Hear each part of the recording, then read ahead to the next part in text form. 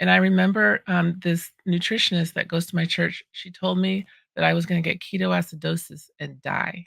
Landi, how did you find Carnivore? Hi, so excited to be here.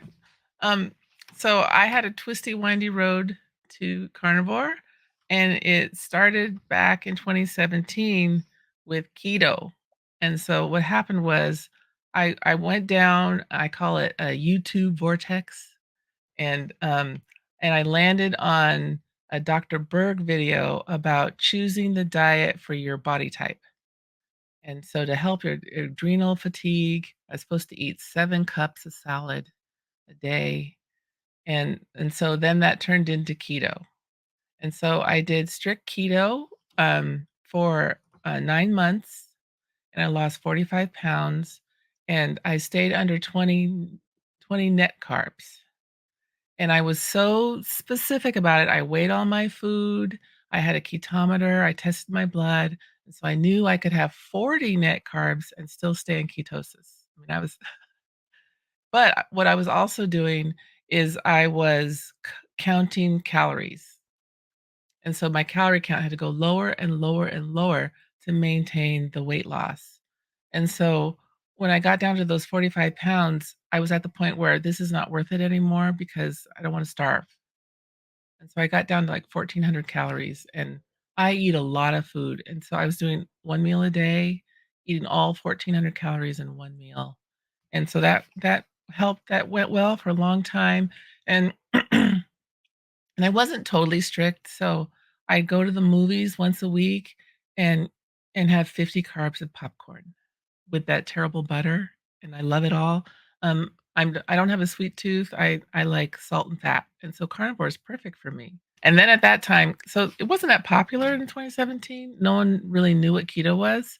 And I remember this nutritionist that goes to my church. She told me that I was going to get ketoacidosis and die. Like she was like really concerned for me. And I have in all this time, I haven't met anyone with ketoacidosis except somebody that you interviewed said they got it. It was a diabetic who was in the hospital or something. But so there's a lot of misinformation out in the world about keto even. And so when I decided to go carnivore, I watched a billion videos about it to make sure I wasn't gonna get a heart attack and die. And then I just did it, and I didn't think about what everyone was telling me because I knew from my past keto experience that that doesn't really matter.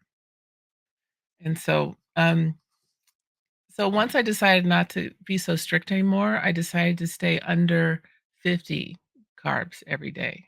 And so I didn't suddenly start eating pasta every day or eating cookies or anything like that. I was still very low carb, don't eat sugar, but it's still I still gained the weight back, but it took a long time. And because of my job, I was very active. I don't exercise. I don't like to exercise, but for my job, I had to walk blocks and blocks for my work. And so it relatively stayed okay. My weight was okay until the pandemic hit. And so I have to back up a little bit. Um, so I was diagnosed with MS in 2004. And I have the kind that you have an episode and then it goes away for a long time, and then you have an episode and it goes away. And so I don't take medication for it, but I maintain with lifestyle. And so if I'm tired, I take a nap. So I'm taking daily naps during all this time, um, when I'm working and working hard. And but over time, my commute got longer and longer, and I was working up to 3-hour commutes. And so that's really hard on my health, and so I was tired, and I was in grad school, staying up till 2 and 3 in the morning, doing my coursework, and so, like, 2019, so about a year before the pandemic started, I started taking stimulants, for the MS, for extreme fatigue, and so, during that time, I was taking Sudafed, Benadryl, and Ritalin all day. And so I was taking Benadryl every 4 hours. I was taking caffeine pills, like, I cut them up into quarters. Every 4 hours, I take another quarter pill, so that's like a quarter cup of coffee just to maintain. because I'd be staring at my computer and I couldn't finish a thought and I couldn't make a decision, and so I wasn't getting any work done. And so, and I think it's from the stress and from the commute, and then the pandemic hit and it got worse, and so that's when I really ballooned, my weight really ballooned.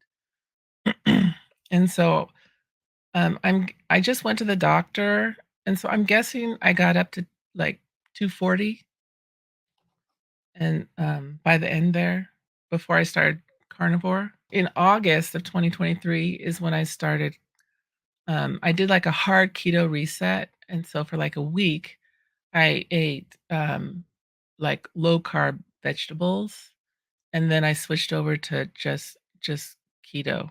I mean, carnivore, and, so I'm a vegetarian in my heart, but I'm a kind of vegetarian that likes bacon and salami and carnitas, but I don't like steak, and so all these people talking about ribeyes, I'm not the ribeye person, I'm never gonna eat a ribeye. I'm never gonna eat prime tip or all those things. I'm not a meat person.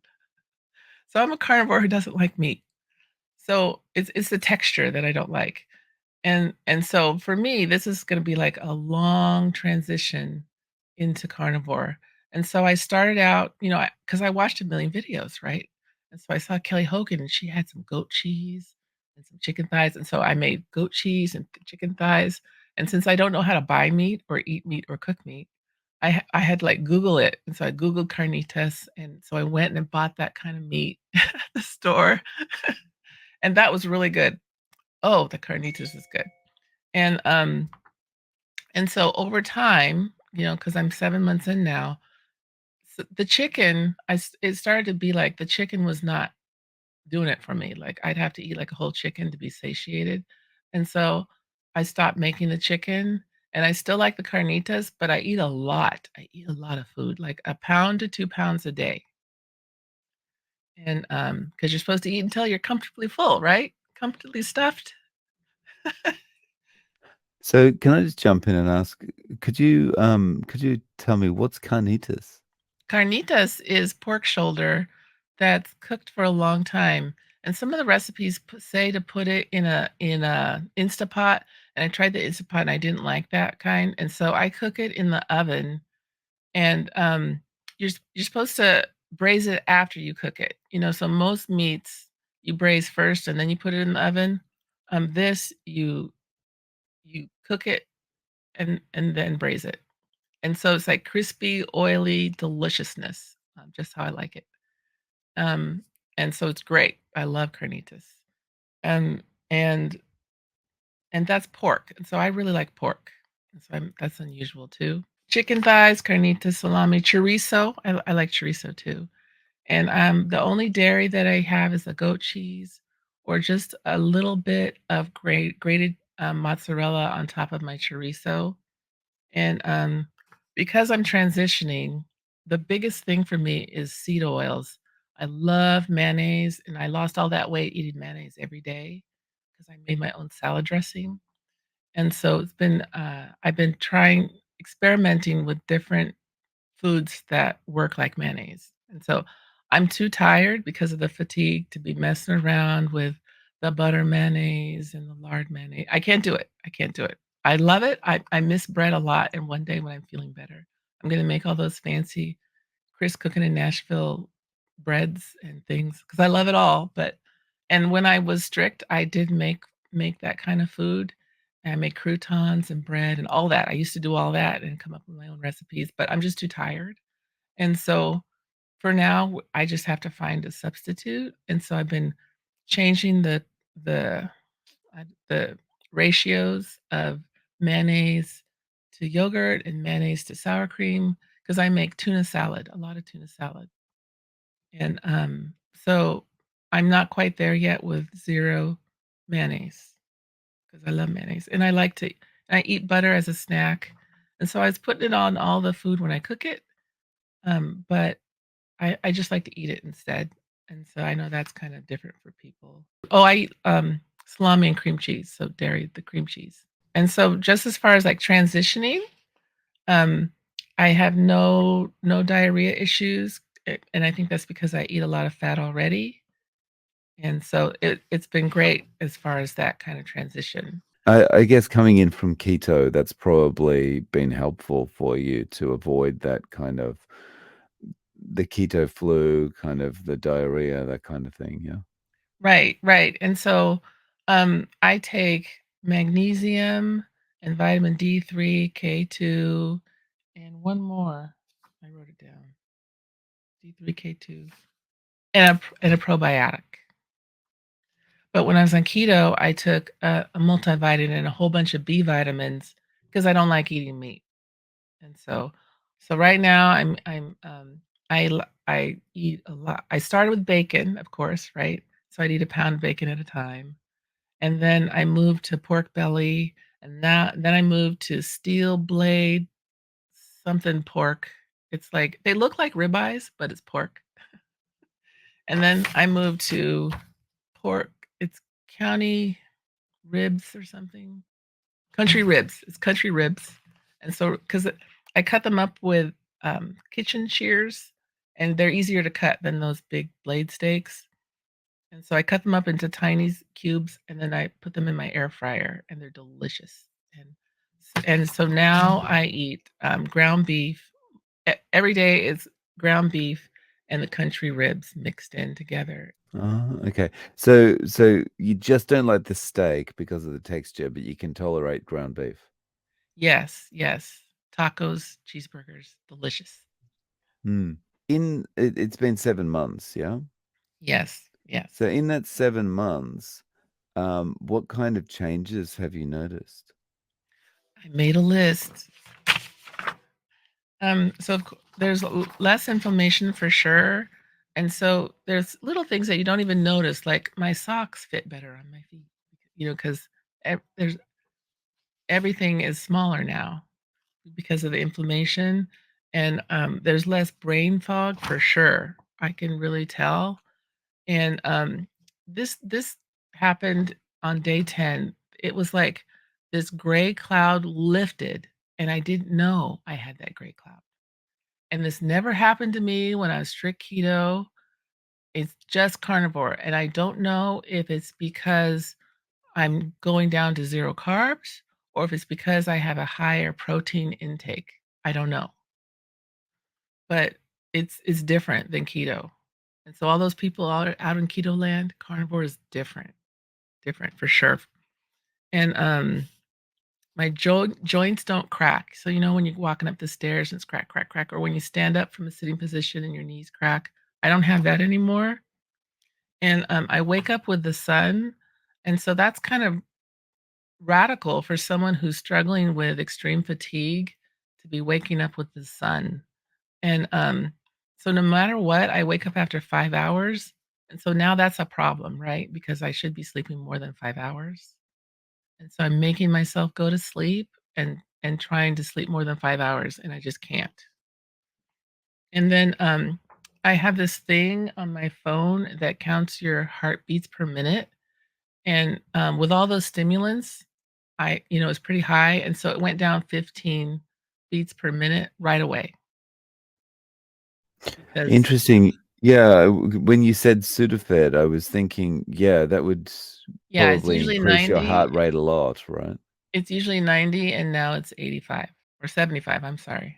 And then so I haven't lost much weight, but I lost 3 inches in my bust, 5 inches in my waist, and 3 inches in my hips, which is great. And so I already told you I don't exercise. So that's just diet.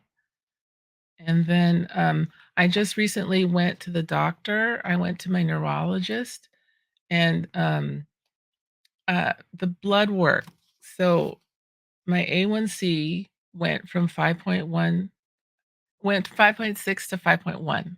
So it went down five, half a point since 2018. Because I don't go to the doctor. That was the first time I went to the doctor in person because of the pandemic.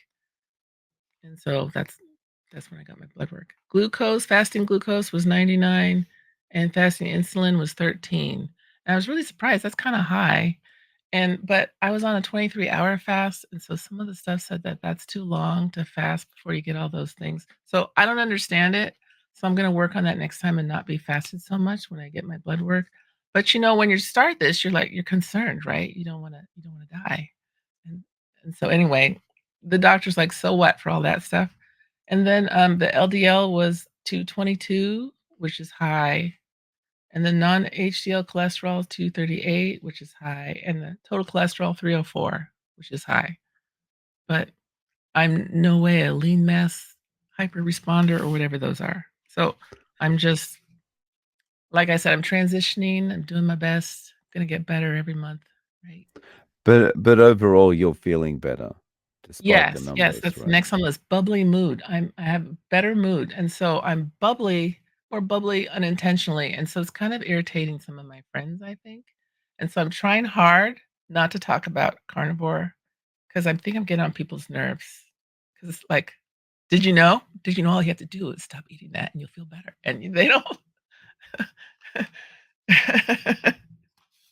And I talk to people in the supermarket and I say, I just switched to meat only diet. And I put like 5 things in my cart and I walk away and they just look at me. No one wants to talk about it. No one engages. And I told the meat guy who's putting stuff on the shelves, I thought he'd want to talk to me about it. He doesn't. He's like, "Oh," and he just kept putting stuff on the shelf. No one wants to talk to me about this. And so that's why I'm kind of excited today. It's because you want to talk about this. And so anyway, so I'm gonna get back on my list here. My eyes are getting better. And so I could almost read all my stuff without my glasses, but we're not there yet. But they are changing for sure. So I'm going like this a lot. I'm on and off because my eyes are changing, I'll say. Maybe not better, but they're changing. And so I told you already, I stopped the medications. So right now, so I told you all that stuff I was taking every 4 hours. So now I take them like once a week or when I'm on a deadline for work. And so I can go weeks sometimes without taking any medication. None, none. And And so that's this is great. like the Sudafed and that kind of thing. That's right. That's right. Yes. Yes. Wow. I think I'm, really allergic to grains. I'm allergic to the outside, and so I think whenever I have to go to work, I have to take it because of the spores blowing around. But my house is really dusty, and I don't need it. I don't need it. It's the grains, I think, that was killing me. And so with all of that, it's really improved my quality of life. And so, I'm not as tired anymore. And, so it's not it's like the fatigue isn't gone, but it's gone enough so that I feel well enough to, like, wash the dishes or vacuum or do my nails. And so just those things, that, people with extreme fatigue really struggle with are things that I can do now that I couldn't do before. And then one more my workload. So, because of the fatigue, I was just barely doing my work, and I was really concerned that I was gonna lose my job and then lose my house because of the fatigue. And so now I really think that I can keep my job and I can keep up with the work, and so I'm not so concerned about just surviving, which is great. Let me see. And my internal thermostat went up, and so I usually wear a sweater every day, and now I don't always wear a sweater every day. And my hair stays in my head, less hair falling out, my hair's thicker now, and I have baby hair, so I had to put a lot of product back here to make all the hairs lie down. And, I think that's everything. Wow, nice.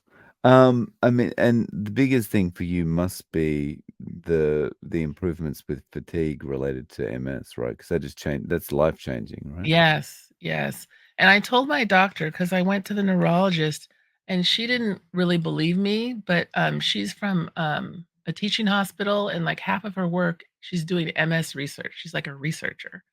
And so she did a study just so you know, she did a study between vitamin D and sunlight one, just so you know. But anyway, so she's, like, open to new research. She's that person, but I didn't think ahead and I didn't bring anything, and, so all I could say is that this is really working for me, and, because I said I was really concerned and, we're looking into SSI. I mean, it's bad. It's really bad. And so I said, "Well, if this is a placebo effect, I love it. I'll take it." And so she's like, "Okay." And she didn't say, "You're bad, you're stupid, you're" none of that. She's like, "Oh, okay." and so we'll see. So you mentioned your friends kind of like they're a bit sick of you talking about it, but do they notice the change in you aside from the talkativeness about carnivore? Do they notice other changes? Well, I told them about all the weight, and they're like, "Oh, good for you." They're you know, they're trying to be supportive, but, um, I have a lot of friends and colleagues that are vegans, and so to them, it's, like, so gross. Like, I have a couple of they won't bring meat into their house, they don't want it cooked in their house, they don't wanna smell it, they don't wanna be around it. They're just adverse to meat. And so they're doing their best to be supportive because I am doing so well. Yeah. Oh, okay. Wow. And so what's your eating patterns like throughout the day? Are you doing like OMAD, TUMAD? Yeah, so normally I'll, eat 1 or 2 meals a day, and usually the first one's at about 12:30 or 1, and then the next one is, at about 5 or 6. But today I mean, yesterday I forgot to eat, and I haven't eaten today, so I'm coming up on, like, 48 hours. But I wasn't eating food, but I was snacking on butter, and so it's like a butter fast. So, altogether, I probably had over those 48 hours, I had a stick of butter in 48 hours. Oh, wow. And how are you feeling? I'm feeling good. I'm kinda surprised. So, I watch a billion videos, and so someone said that they sometimes they eat a little bit of butter to get through when they're fasting, and so I thought, "Well, that's what I'll try," and it does work. It does work. Mm. Very satiating, yeah. Yes, yes, and when you're trying to not to eat if you're bored and just waiting till you're really hungry for real, and so that's what I'm trying to figure out, and so, yeah, yeah, and the whole thing about, what's your goal weight, um, and everyone's always talking about high school, and I guess they were fat in high school, and so their goal weight is reasonable, but when I was in high school, I was exercising 3 hours a day, and I was on these elite teams, and so I was like 98 pounds. There's no way I'm gonna get down to 98 pounds. And so I thought for my goal weight, it's gonna be 9 months pregnant. And so when I was 9 months pregnant, I was 136 pounds. And that's still really Wow. low. Yeah. And where you said you haven't really lost much weight, so you're still around 240 now? No, I went to when the doctor weighed me, as 224. I was, like, Okay. shocked. That's pretty high. That's the highest I've ever put documented. Mm. And that's But since 7 months of losing weight, and so I was much higher, I'm guessing. I don't have a scale. but you said, like, you've lost a lot of inches, though, so, like, Yes, yes, I I decided to if measure. you're looking in yeah, if you're looking in the mirror, like, you've changed a lot in those 7 months, yeah? Not that much. My clothes fit Wow. better, for sure, because I am losing inches, but you can't tell. Like, I was trying to pull up some before and after pictures, and I look the same. I look awesome in I see. 2018. I was looking good. Can you tell me a little bit about the job that you're doing? So it sounds like because you were talking about when you do go outside, it sounds like you're maybe remote working? Yeah, so, because of the pandemic, now I'm allowed to teach online. I teach at a local junior college, and so all my cl and I had to fight for 80 I had to get ADA accommodations so that I could work online exclusively. And so that's what I do now. So I leave my house to get groceries once a week, and I get my mail every week or 2. I don't no one sends me anything, and the mail here is bad, so I have a post office box, and so I that's the only reason I leave my house. Having the MS as you do, how is it, being able to kind of get the energy and motivate yourself to do the work during the day? Because I know for myself, not as an MS sufferer, when I'm working at home, it's pretty hard to motivate myself. So I just wonder how it is for you.